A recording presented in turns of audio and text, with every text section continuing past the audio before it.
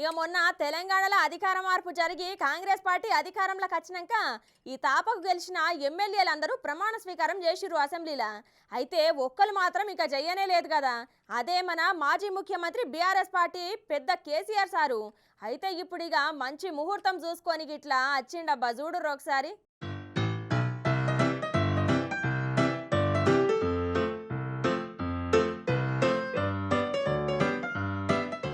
మొన్న జరిగిన ఎన్నికలల్లో గెలిచినా గానీ పానం బాగలేక ప్రమాణ స్వీకారం చేయలేదు కదా కేసీఆర్ సారు. అయితే ఈ తాపకు మంచి రోజు చూసుకొని గిట్లా అసెంబ్లీకి కొత్త కారు చేతుల కట్టె పట్టుకొని వచ్చిండులా.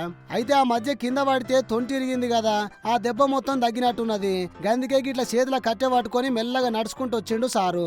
అయితే మొన్న రామన్న పిలిపించిండు కదా కేసీఆర్ ప్రమాణ స్వీకారానికి అందరు రావాలని. ఇక దానికోసం కేసీఆర్ ఎమ్మటి మాజీ మంత్రులు, మాజీ ఎమ్మెల్యేలు, కొత్త ఎమ్మెల్యేలు, ఎంపీలు, ఎమ్మెల్సీలు, ఇతర కార్పొరేషన్ లీడర్లు అందరు కట్టగట్టుకొని కేసీఆర్ ప్రమాణ స్వీకారానికి వచ్చిర్రులా. అయితే మెల్లగా సార్ను గిట్ల లోపలికి తీసుకుపోయి అసెంబ్లీ కొత్త స్పీకరు ప్రసాద్ కుమార్ సమక్షంలో కరెక్ట్ గా 12:45 గజ్వేల్ ఎమ్మెల్యేగా ప్రమాణం తిన్నాడు సారు.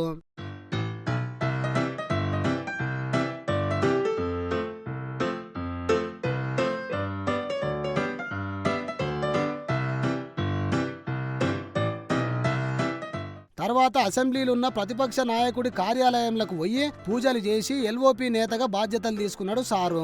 అయితే తొంటికి దెబ్బ తర్వాత ముఖ్య లీడర్లను తప్ప ఎవరిని పెద్దగా కలవలేదుగా సారు. అయితే గిట్ల అసెంబ్లీలో సార్ను చూడనికే కార్యకర్తలు, నాయకులు బగ్గనే వచ్చి గిట్ల పూల గుత్తులు చేతిలో పెట్టి అందరూ సారు ఆశీర్వాదం కూడా తీసుకున్నారు. ఇక ఏమైనా మాట్లాడతాడని చూస్తే ఏం మాట్లాడకుండానే పోయిండు సారు. చూడాలి మరి, ఇన్ని దినాలు రెస్ట్ లో ఉన్న సారు ఇప్పుడైతే బయటకు వచ్చిండు. మరి ఇక తొందరలోనే పార్లమెంట్ ఎన్నికలు కూడా దగ్గరికి వస్తున్నాయి. ఎక్కడికెంచైనా పోటీకి దిగుతాడా లేకపోతే ఇక్కడనే ప్రతిపక్ష నాయకుడిగా మిగిలిపోతాడా అని.